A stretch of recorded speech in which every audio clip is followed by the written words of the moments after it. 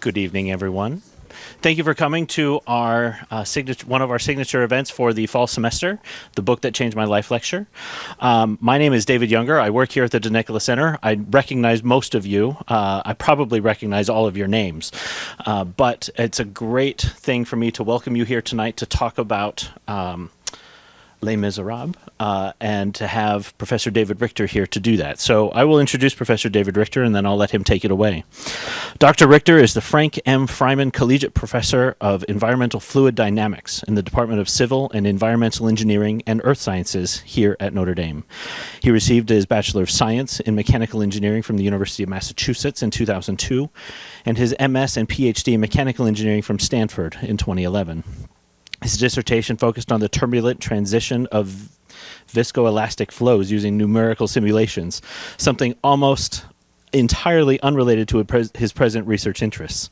Following his PhD, he received the Advanced Study Program Postdoctoral Fellowship from the National Center for Atmospheric Research in Boulder, where he shifted his research focus towards turbulent, multi-phase processes in the environment. He is a recipient of the Office of Naval Research Young Investigator Award, multiple teaching awards within Notre Dame, and his current research attempts to understand phenomena including air-sea interaction with hurricanes, dust transport in the atmosphere, and cloud microphysics. He is the lead principal investigator on a recent ONR MURI aimed at studying air-sea fluxes and high winds, and was recently featured in the What Would You Fight For commercial during the Texas A&M game for his work on studying hurricanes. Please welcome Professor David Richter.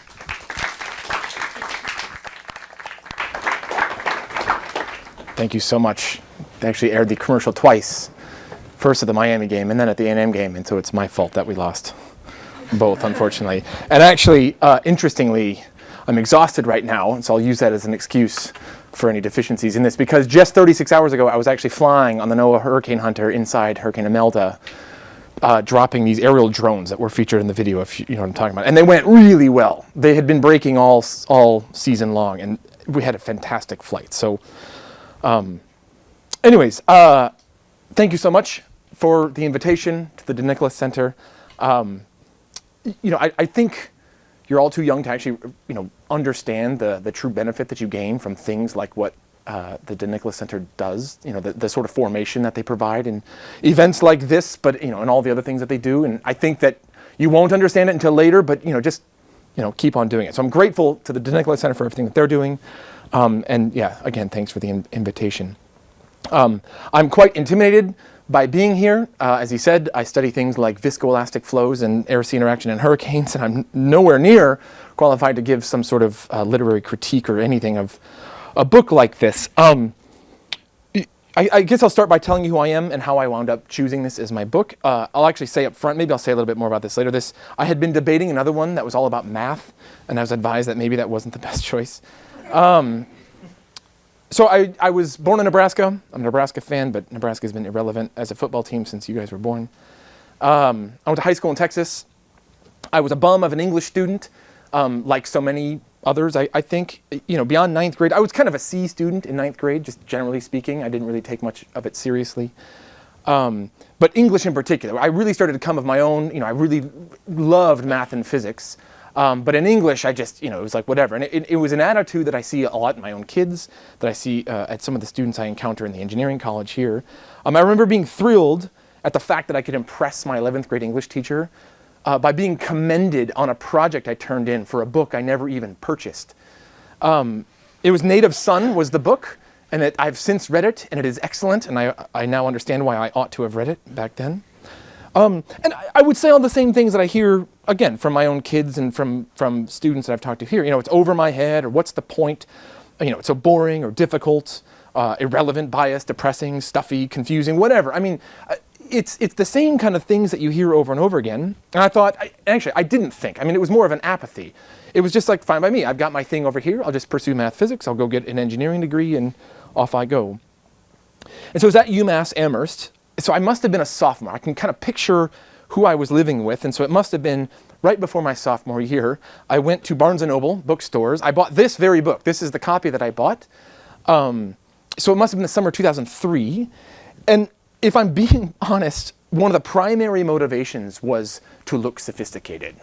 right? I mean, and the fact that it's so thick was actually, a really big boon to that effort, right? And it was sort of like I wanted to read something very kind of esoteric and important sounding, and I had seen the musical as a kid. The musical was, the soundtrack was playing often at my house at that time, and still to this day I could probably sing along to most of it. And so why not start with this one, right? They have the Barnes & Noble has like their classics, and so I was just at the thing, and I was like, oh yeah, that one. I recognized the name of that that book. Side note, when I did start reading it, and I did make my way through it, and I loved it, as I hope to convey here. But when I got back to campus, I remember, my dreams of, looking sophisticated came crashing down when I mentioned to some girl that I was reading it. She said, oh, I love that too. I'm reading it in French. Are you? And it was like, oh, no. And in fact, mine's the abridged version. I can't even pronounce the title properly in French. Okay, what I'd like to do is split this into two parts. The first part, I'd like to talk about the book specifically and why I would say honestly that this really is a book that has changed my life. And then also kind of zoom out a little bit and talk about reading more generally. I do recognize some familiar faces from a class, and maybe I've gone on that part of the rant. And so that one I'll save to the end just in case I need to get sort of dragged off stage as I start ranting. This is one of the most amazing stories. Well, actually, just by raise of hands, who has read this before? A couple people. Who has seen the musical? And it's, okay, so many of you are familiar with the story. Who is absolutely not familiar with the story or the musical or the book at all? A few people. Okay. I just want to kind of know what I'm working with here. So it is truly one of the most amazing stories of redemption and sacrifice and hope, despair, providence, and love that I think exists. There are others, right? I'm certainly not saying to the exclusion of anything else. But it's phenomenal. So very quickly, and again, these are things that I just looked up in preparation for this. Victor Hugo is the author. He published this in 1862. It was something like 17 years in the making. But by the time he published this, he was very well known for already being, a poet, a playwright, an author. He was well known for being very good at this, as an artist. He was also known for his activism, right? So this is 19th century France, which, again, I know very little about, so I'm not going to start wading into the kind of complex, convulsions that society is having, the relationship between sort of progress and the church and so on and so forth. But he's known for articulating things that we would kind of take for granted now, against things like against extreme poverty, against slavery, against capital punishment. I mean, these were things that he thought as really deep evils. And that's one of the main things he's going after in a couple of his books. Like this, he wrote The Hunchback of Notre Dame as well. He was born and raised a Catholic, but by the end of his life, he's actually quite anti-Catholic. I mean, he almost sounded Freemason. Someone asked him in 1872 near his death, "Are you Catholic?" And he says, "No, I'm a free thinker." And in fact, sorry, the Nicola Center, I realized as I was preparing for this is like 2 days ago, that upon publication, this book was placed on the church's list, the index of prohibited books, for reasons I don't fully understand. But again, it probably has to do with the complex interplay between the church and the monarchy and so on and so forth. But they did remove it. The church did remove it in 1959, apparently. So sorry, I don't mean to corrupt anyone's soul here. Right, so his religion and the book were closely tied up with these things. The point that I want to make, though, is that the book, takes place basically in the same era that he's living. Right, so we're in the wake of the French Revolution. Society is really trying to understand what it means to be a free and democratic society away from the monarchy and so on and so forth. Napoleon has come and gone, so the book opens in 1815 with the Battle of Waterloo. Another side note, I was just joking around with Dave back there. I'm reading the abridged version, and I have no shame in that. The unabridged, which you're all holding, has probably 100-page deviation on the details of the Battle of Waterloo. There's also another one later on the sewers of Paris, which I think are completely unnecessary, but they are kind of interesting, I suppose. But it begins with this. This is, right, the Battle of Waterloo. Napoleon is coming back from exile. He's trying to, restore his power, amass an army, and he's defeated there. So that's kind of where the time that the book, or the story of the book starts, and it ends kind of in 1833, 1 year after the June Rebellion, which is a real rebellion of 1832. So Hugo's putting this into a real historical context, and it's the context that he lived his own life. Towards the end of the book, Hugo actually, in his own words, tells us what this is supposed to be. He says, the book in which the reader is now holding before his eyes is, from one end to the other, in its whole and in its details, whatever may be the intermissions, the exceptions, or the defaults, it is the march from evil to good, from injustice to justice, from the false to the true, from night to day, from appetite to conscience, from rottenness to life, from brutality to duty, from hell to heaven, from nothingness to God. Starting point matter, starting point matter, goal, the soul. Hydra at the beginning, angel at the end.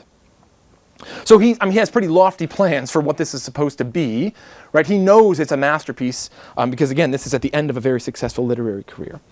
And I will note, I asked if you've seen the musical but not read the book. I will say that the musical does a very faithful job to the storyline. So, you have kind of the broad strokes of what goes on, obviously condensed and missing some details.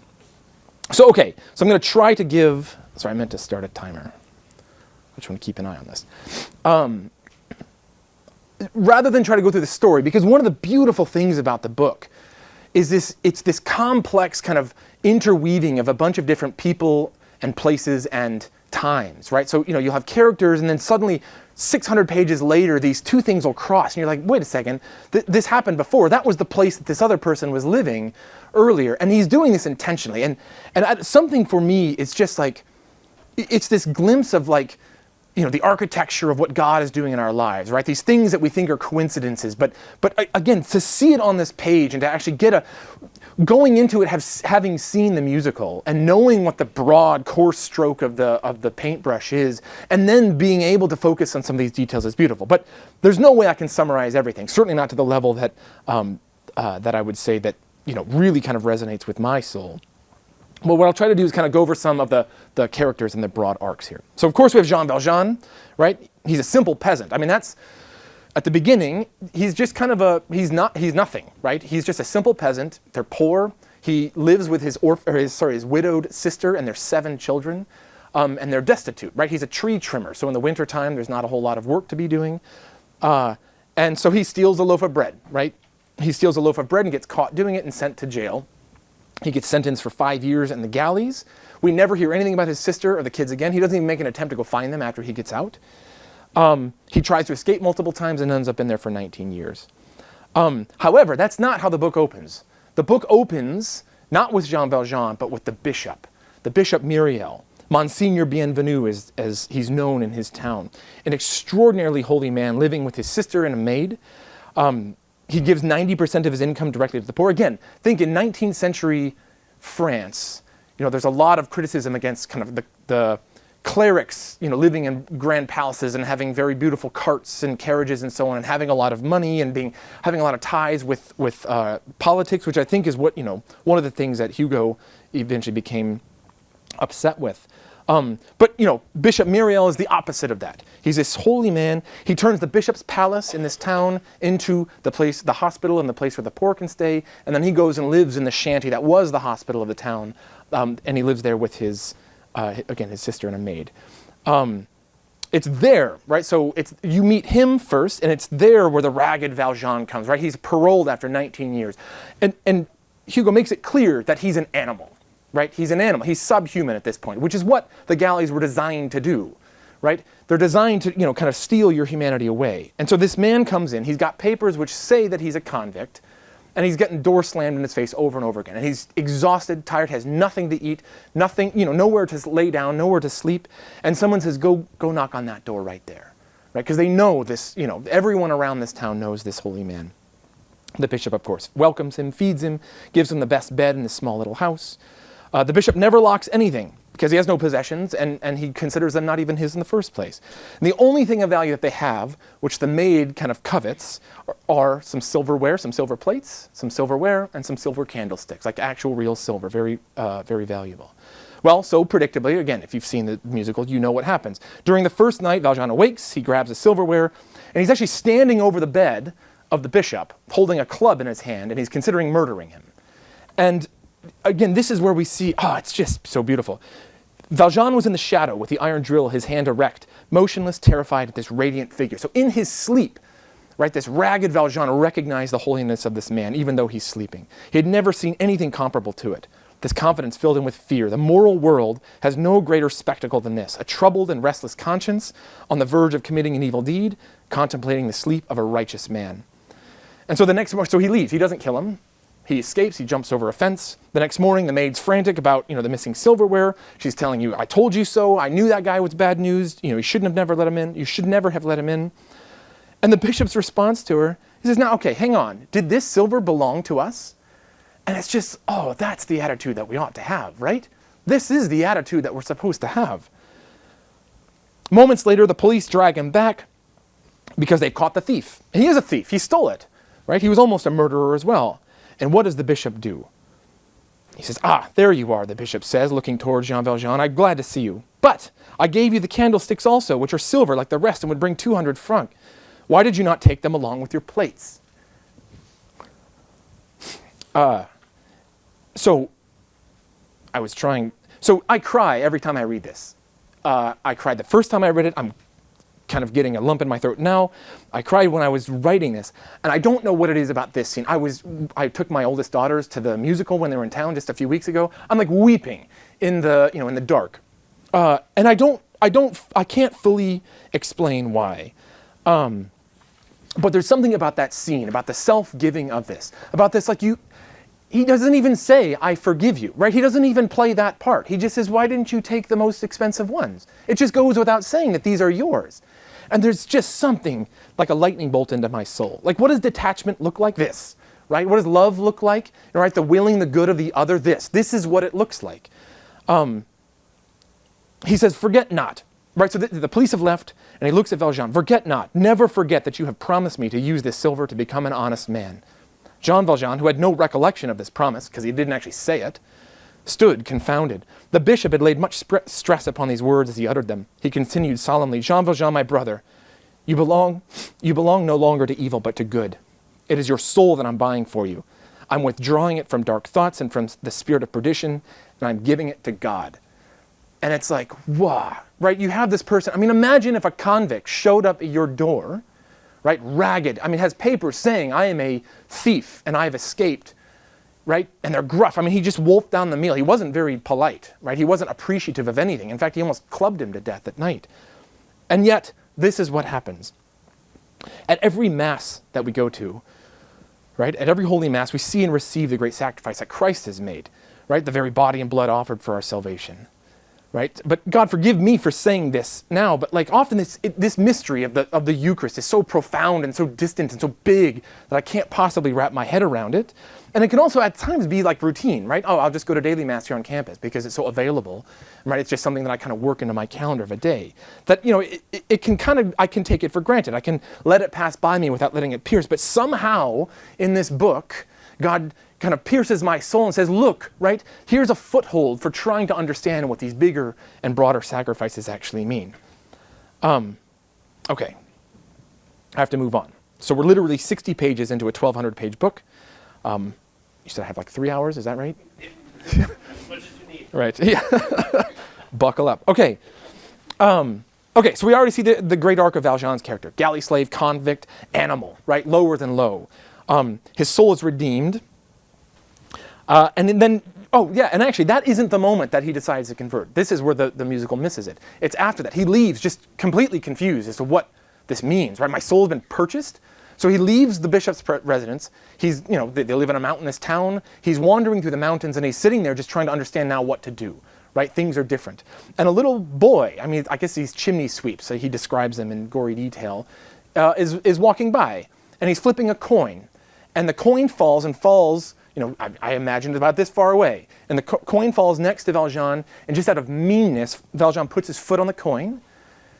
And the boy's like, where'd it go? You have it. Move your foot. Like, I want my coin back. And Valjean just doesn't say anything. He doesn't say anything. The boy just starts crying, please give me my coin. And he doesn't, just because. And the boy ends up running off crying. And Valjean sits there for like several more hours, just motionless. And that's when he breaks, right? That's when his conscience is awakened. He realizes that after what's just happened with the bishop, he can't do this. And the boy and this coin, he keeps with him. Every town he goes to, he's calling out for this boy. He runs through the mountains trying to find him again. And that's when you realize that he's changed. Yeah, fast forward several years. He's the mayor of a town. He's a factory owner.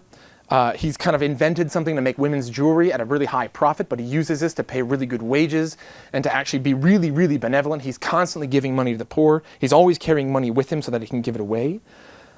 He saves Fantine. Fantine is Cosette's mother. She's working at the factory.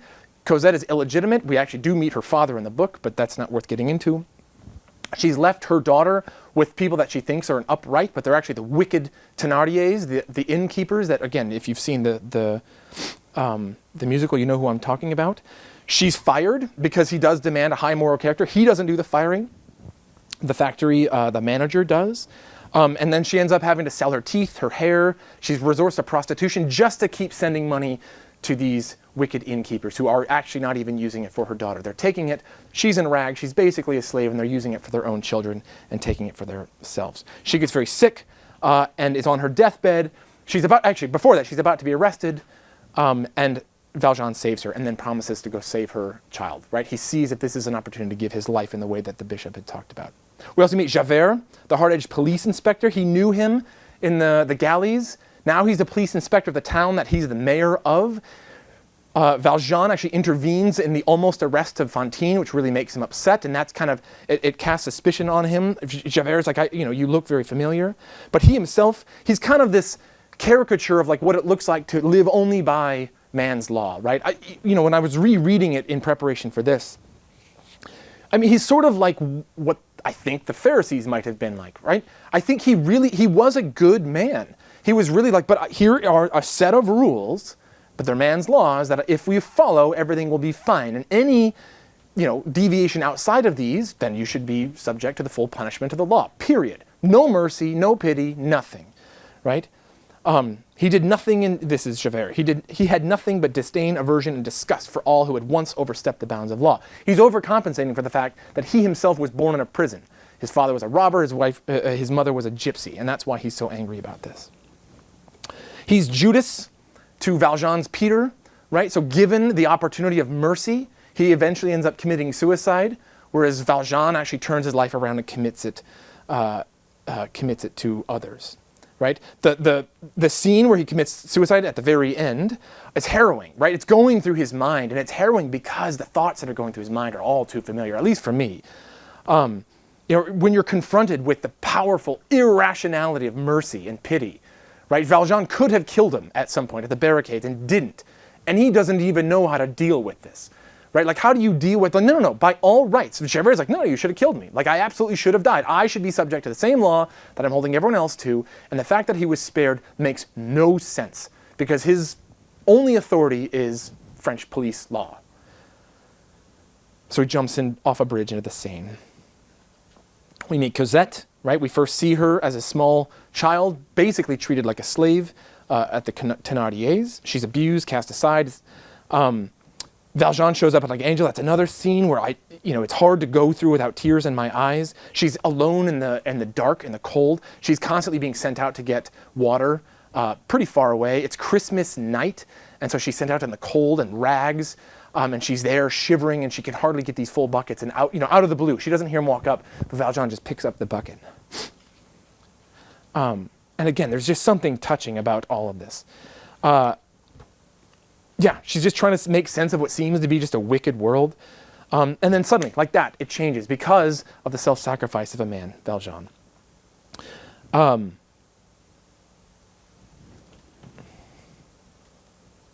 Valjean's love and devotion to the child are deep. As deep as it gets. So fast forward several years, he has to go on the run with her.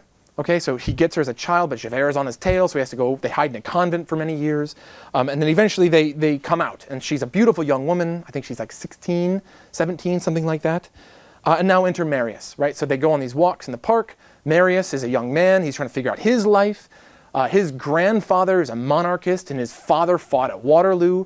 And because of that, Marius thinks that he owes Thénardier something because Thénardier was robbing the corpse. Again, it's these intertwining of stories. He sees Cosette and falls in love with her after he finally notices her. And what follows is one of the most beautiful and poetic descriptions of a budding romance. Right? They're smitten. But Valjean sees this and is always very suspicious because he's had to be on the run, and so he moves them because of this nosy guy. But at some point, Valjean discovers that she also loves him. And for him, this is devastation. I'm going to read a rather lengthy quote. So poor old Jean Valjean did not certainly love Cosette otherwise than as a father, but as we've already mentioned, into this paternity, the very bereavement of his life had introduced every love. He loved Cosette as his daughter, and he loved her as his mother, and he loved her as his sister.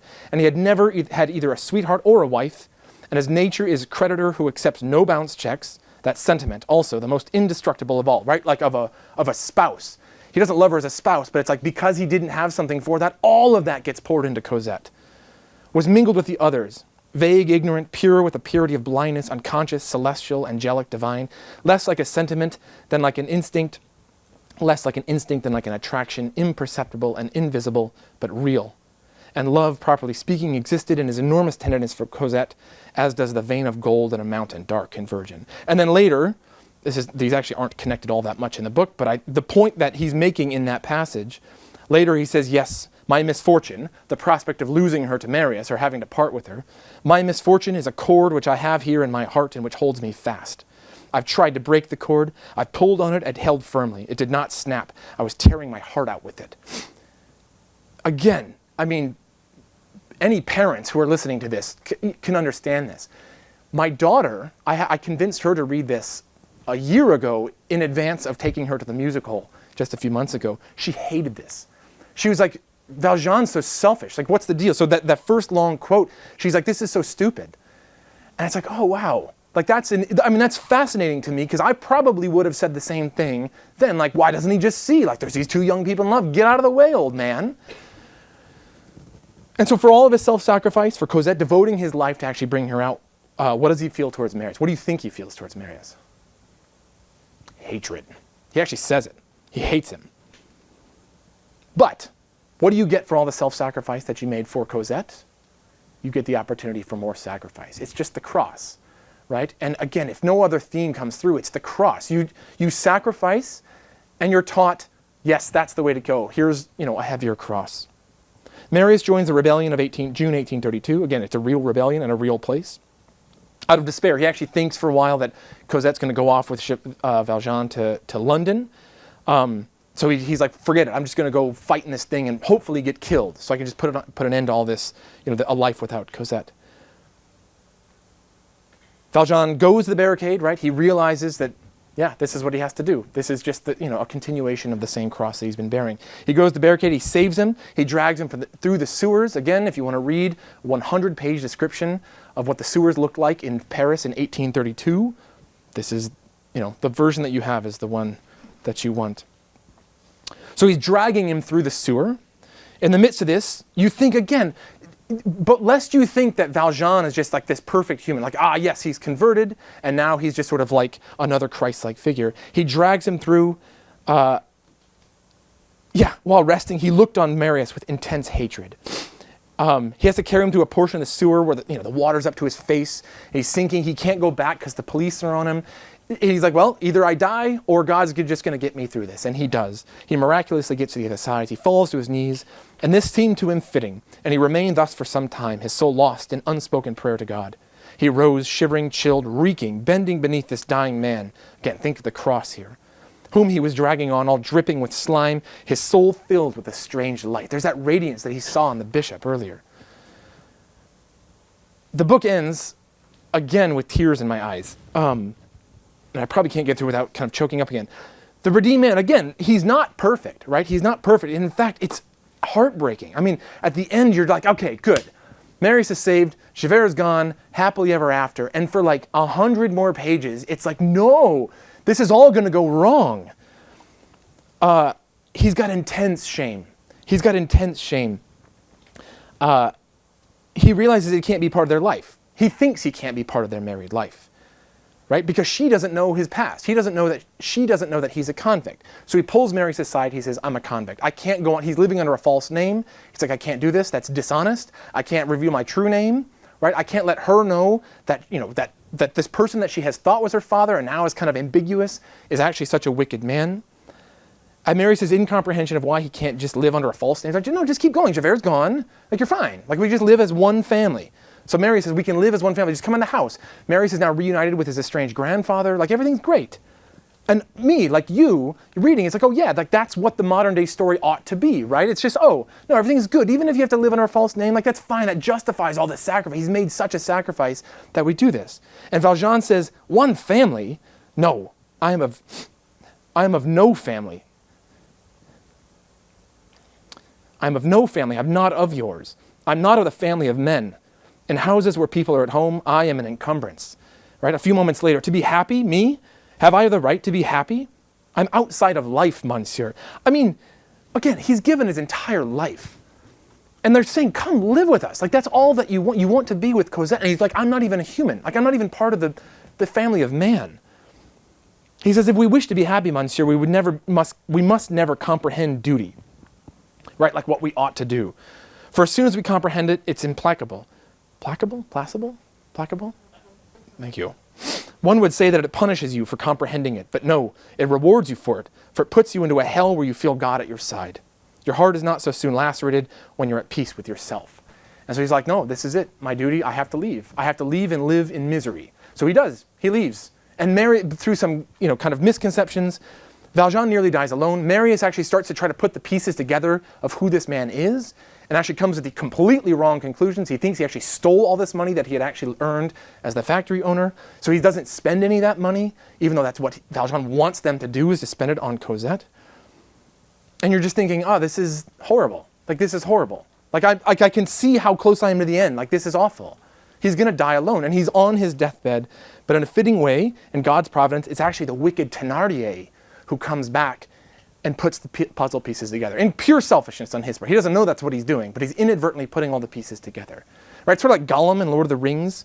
Right? They could have killed him. There's multiple instances where Thénardier, you're rooting for him to either die or just disappear from the story at all. But it's actually Thénardier who gets them out of the sewer. He would have died in the sewer. He never would have gotten Marius out had Thénardier not been there, had they actually, executed him.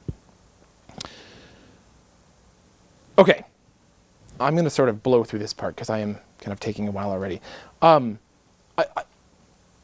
This book is phenomenal, right? And I can't, recommend it more highly.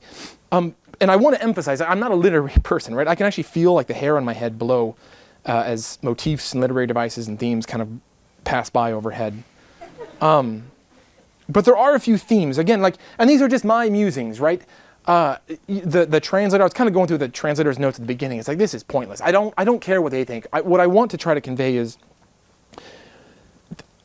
again, for the two in here who have taken I had this vocation of an engineer class. We talk a lot about how do you discern what to do, what major to do and whether to get married and, what sort of job do I get and so on. In this book, there's so many fantastic sort of inner wrestlings of what to do. While he's the mayor and the factory owner, there's this part where someone gets arrested. So Javert is, kind of thinking that this might be that guy. This might be that guy. And there's this scene where he lifts, something. Valjean was really strong, and Javert's like, oh, I bet that's him. And then someone gets captured as Valjean, incorrectly. That it looks like him, I guess. And now he has to think. And watching him for several pages try to, figure out what to do. He's like, well, wait a second. I'm doing all this good here. I'm doing this good. I've lifted this entire town, this entire province out of poverty.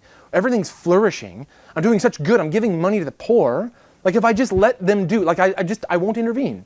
If I just let things happen over there, that's in God's hands, and I can just keep doing this, and it'll be great. And he knows that can't be the case. He knows, he feels at peace, even though he knows that by going and saying, no, I'm Valjean, now he's got the target on his back, and he's going to continually be on the run.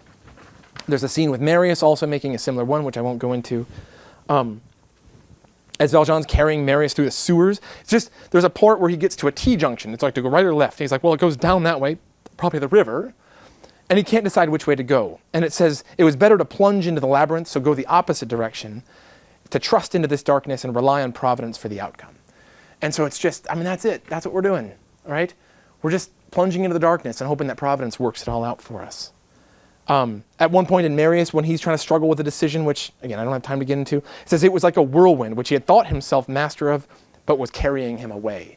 So it's you're not actually in control of most of the situations that you think you're in control of. And that's, I think, a healthy attitude to bring. Again, this notion of providence and entanglement is like another theme when I reflect on the book. Just, again, all these intertwined lives, and they're not random, right? God is working. And again, I mentioned a second ago, Thénardier, you hate him. I mean, he's wicked. I mean, he's sort of Satan in this book. He's doing evil things all throughout and being mistaken for being honored. Like Marius, the entire book thinks that he's an honorable man because his father thought so. But he's the one who ends up saving them. And then after that, putting the puzzle pieces together, which allows Valjean and Cosette and Marius to be reunited at the past. And it's just like, what's the phrase? God writes straight with what is it? God writes straight with crooked lines. I was going to say pencils? That's not right. Okay. Oh yeah, the cart, right? He saves this man from the cart. That's what kind of leads to Javert suspecting him. When he's running later, the man under the cart, in the book, he actually the man doesn't like the mayor. He doesn't like him at all. But he saves him anyways, and he actually takes care of him and arranges for him to be put into a convent where he can have sort of a gardener's life, like something where he doesn't need to do a lot of physical exertion. Later, years later, Valjean's on the run with Cosette, and he has to leave, and he has to hop a fence with her, and he ends up in this, in the dark, and he's in this the kind of garden. He doesn't know where he is, and he hears a bell, and it's him. And he recognizes Valjean immediately, and it's just this providential moment of he's on the run, and he's like, oh, you can stay here. I'll put you in the little shed that I live in the back, and that never would have happened had he not helped the men. And sacrifice, right? I think I've said enough about that. It just, over and over and over again, it's sacrifice, the cross. That's what love looks like, right? And again, that's the thing that this awakens in me.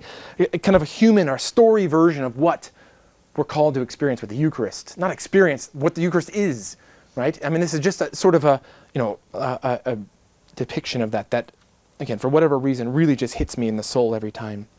At the end, again, Marius is estranged with his grandfather. His grandfather is kind of this wooden, again, rigid, very unfeeling. He doesn't believe in God. When they're reunited, the happiest, the sacrifice that the grandfather has now seen, that, oh, it was you who carried him through the sewer and left him at my apartment. It says, hitherto he had believed in God, and now he does. Just that simply, right? How do you convince someone to believe in God? You go, sort of argue, the Summa with them? How do you lead in? And it's just you drag someone through the sewers of Paris. Okay. All right, yeah, I'm going to switch. I just want to talk about reading more generally. And again, I apologize if I've gone on to this for the people who have been in a class of mine.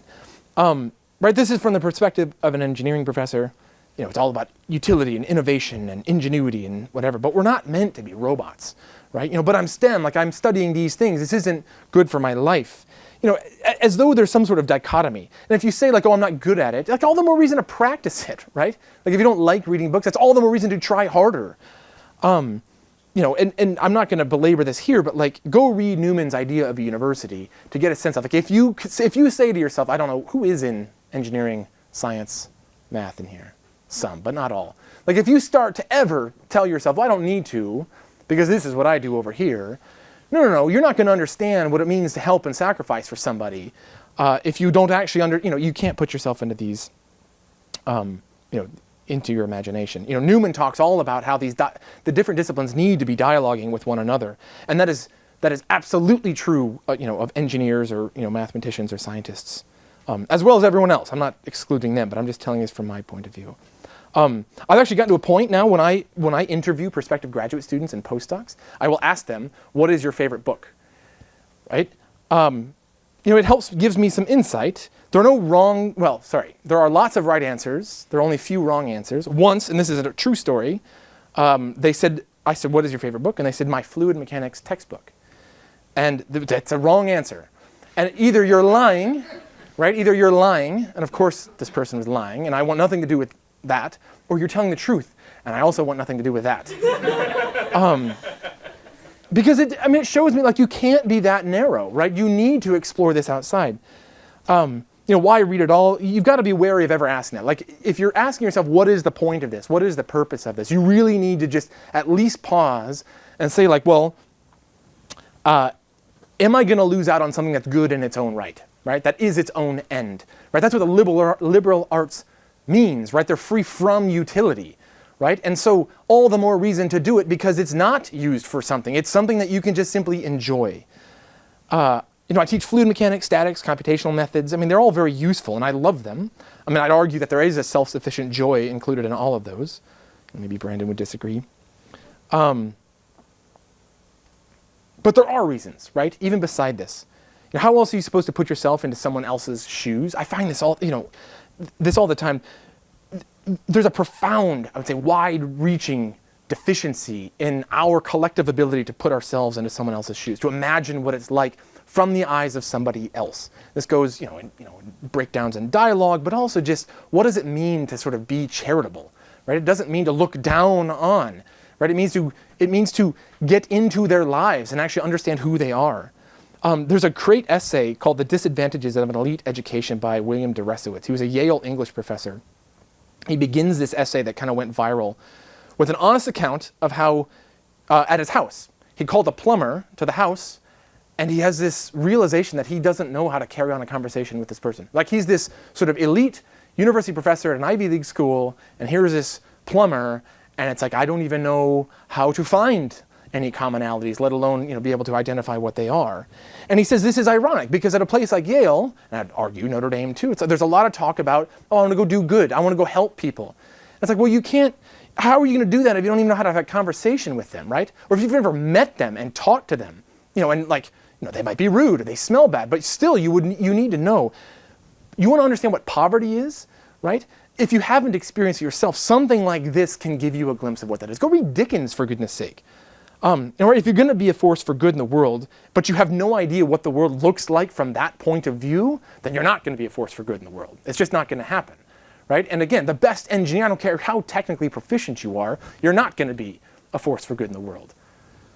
That is something that reading these things can do. Again, especially as someone who's in a useful degree. What about the very act of reading? Right? How do you cultivating imagination, but how are you going to let your mind relax, right? And actually, slow down to a pace where it's not zero, right? I would argue that's what, Instagram and YouTube and whatever does. And we all have the urge to just turn our minds off, and that's what we can go to and, just kind of zone out. And it's not supposed to be a burden. It's like reading at the pace that your mind can process and really understand. And some books are slower than others, right? He goes through a lot of detail, but it's not boring. Right, I kind of make jokes about the sewer. I can't actually say that was like a bad experience. There's worth to just training your mind to take something in at the pace that you control, right? By just the way that you scan your eyes, it's quiet and so on. Just that alone is, can be very helpful. It's worth practicing.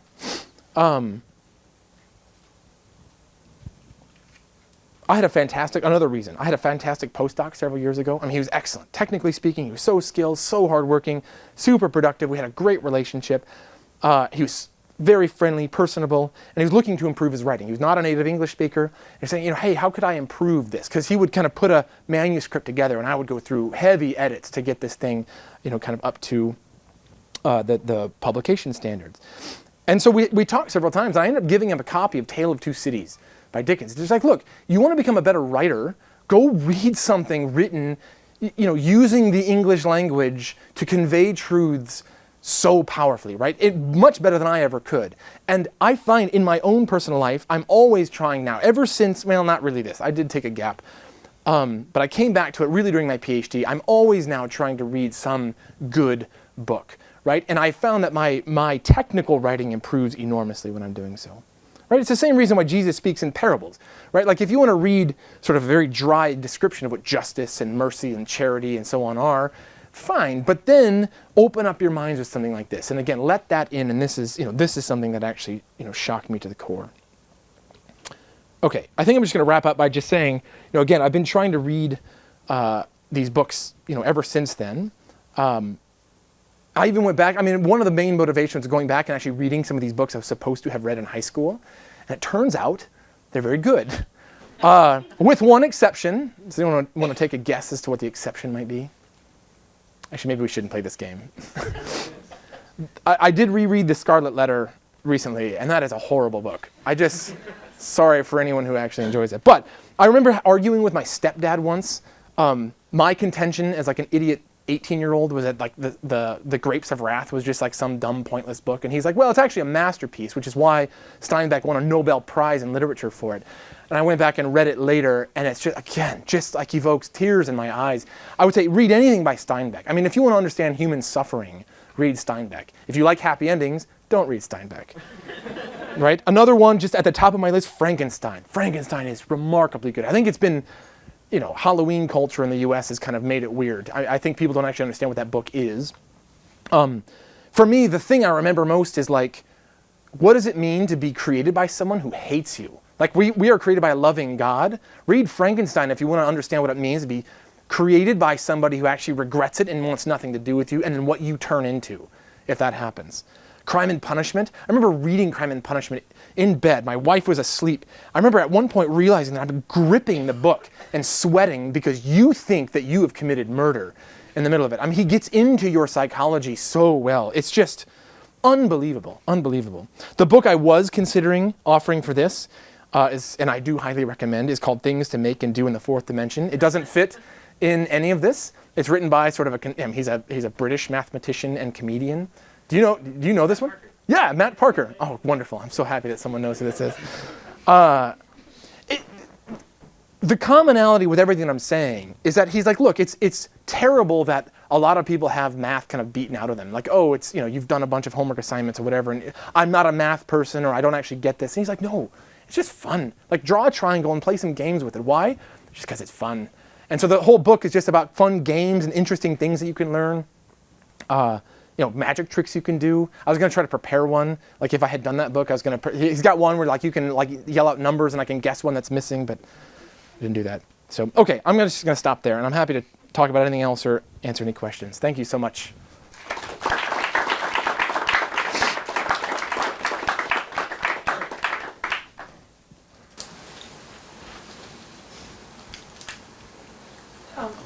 Yes. You briefly touched on this, but I guess you mentioned that he used to be, like, Victor Hugo used to be Catholic. And when he wrote the book, he wasn't. But I guess I'm just, like, so confused by, like, the content. And maybe if you could, like, elaborate what he did believe when he wrote this, like...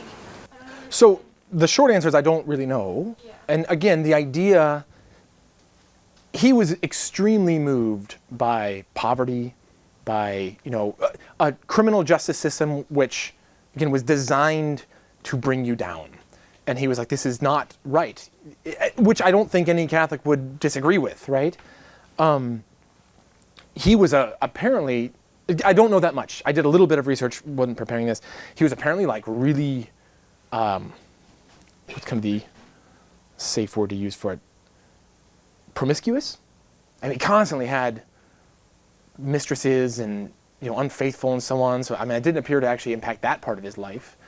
So I don't know. And so I don't actually know how to put it together that this is so Catholic in its roots, right? I mean, there's so much in here that is. And he was obviously, I think in that day and age, again, this is not my expertise at all, but like I think that was baked into society. I think even while, the revolution is trying to do away with the church, I think they're trying to do away with kind of the corruption of the political nature of the church, but I think the values, the social values that we would talk about now were just so baked in that it just comes out in God's providence and so on. So I have to assume that he did believe in God by the time he died, but I don't know. I would just be guessing. Question? What are you going to do about the fact that your daughter didn't like the book? Oh, she loved the book. She just didn't, no, she didn't like that passage where Marius and Cosette have fallen in love. Valjean is like, oh, that's it. Like, I'm just going to take her away. Not realizing, he's like, oh, this guy just keeps following us around. He just kind of assumes that all he wants to be is with Cosette, and he assumes that all she wants to do is be with him. But as a 17-year-old at this point, or 18-year-old, she's looking elsewhere. And it's when he comes to that realization that it talks about how much he loves her and how much he's devoted to her, and that's what she took offense to. She's like, no. Like, of course she falls in love with this young man, right? And again, like as a father, it's like, well, you're wrong. Yeah. Something that I know is a common experience for me when I'm returning to books that I've read previously is going back and reading them with a new set of eyes with the different experiences that I've had. With this book in particular, was there any scene that strikes you in that way? Not a particular scene, but yes. So I've read this 3 times now. I read this, again, when I was a sophomore in college. I mean, it took a long time to get through it the first time. I read the unabridged version at some point. I forget exactly when. I think in grad school. And then I just reread it now in the past couple months. It's not one particular scene. What I will say every time, it's this interweaving of the stories, right? You start picking up on details. You're like, oh, wait a second. So Gavroche in the musical, that's Thénardier's son, right? And it's Éponine's brother. And he doesn't even really know this because, the Thénardiers kind of get rid of their sons. And you start to put it together there like, oh my goodness, these are even more intertwined than I had thought. And again, I have to assume he did this on purpose, right? But then you realize that like in my own life, the intertwining these things are not random chance, right? And that was one of the big things that actually drew me back into the church. When I was kind of a freshman in college. I was born and raised Catholic, but I kind of a reversion, and a lot of it was like I had dismissed lots of things as coincidences, and then finally a couple things happened that are just like, with certainty, right? With certainty I know that they were not. Even though if I told you the story, it would seem like it. And that this is just rife with them. And I feel like every time I read that, those are brought more and more to the foreground. Again, reading it now as a father, which I was not the first or second time, again, I pick up on lines like that. Like his fatherly love for her was not something that I had appreciated. So yes, it is definitely worth coming back to at different points. Yeah. I have 2 questions. First, for like STEM majors who would like to be the type of people who like reading, I guess where would you start, and then like where would you progress from there? And then second, what's your favorite song in the musical? Favorite song in the musical? Ooh, I'm going to pause on that one. The first one, I mean, honestly, like, something short. Something to, like, really, something good and short. What comes to mind is, like, The Pearl by Steinbeck, of Mice and Men. I mean, these are really, really short books. Maybe some short stories, like anything by Flannery O'Connor. I mean, there's no shortage of other short stories, like the Father Brown series by Chesterton and so on. It's not only about being short, right? Again, this was kind of the first thing I went back into. Something that absorbs you, and letting it absorb you. I'm happy to like give specific, if you want to chat at some point, I'm happy to give specific advice. But something like Frankenstein, right? Again, Frankenstein, it's this scientific achievement, right? He can create this thing, and if you let yourself get drawn into that, and then you start thinking about like, oh, as a STEM person, this is what we're constantly lauding, right? This is what we're doing. The "What Would You Fight For" commercial is all about that, and I'm not creating monsters, I think. But it's something that you can at least relate to and start to think of like, oh my goodness, wait a second, what would it mean if we took this to its end? Here is somebody writing in such a way with an imagination that you might not have. And I think if you go into it with that attitude. Favorite song in the musical. So it's absolutely, I think, the whole thing is excellent. I mean, I just love the entire thing. It's Éponine when she's singing, what is the name of it? On My Own. It's Éponine singing On My Own. Because again, it's this despair. So she loves Marius, and that comes out in the book as well. And she's completely on her own. She's been abandoned. She has, at the beginning, when Fantine drops her off, she's the beautiful one. It talks about how Cosette is this very ugly child. It says she'll never be pretty because she's just thin and rags. And Éponine is this beautiful young girl, in all these like prim dresses or whatever. And then you fast forward, and it's completely flipped. Éponine is just this like specter who's kind of wandering the streets. And so when you hear the story or hear the song again, then Red, the blood of angry men. Yeah, the whole thing is fantastic. I didn't think I'd start singing at this. I give you mine.